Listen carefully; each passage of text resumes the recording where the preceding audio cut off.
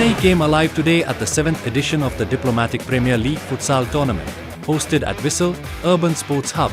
In a thrilling final, Korea were crowned champions with UNHCR as proud runners-up.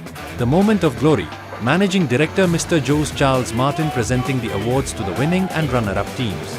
A proud celebration of sporting spirit.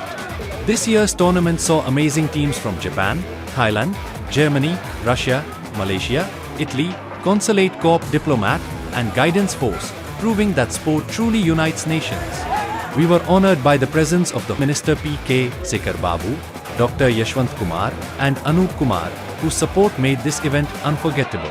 Futsal, a dream where nations meet, friendships grow, and the world comes together, one game at a time.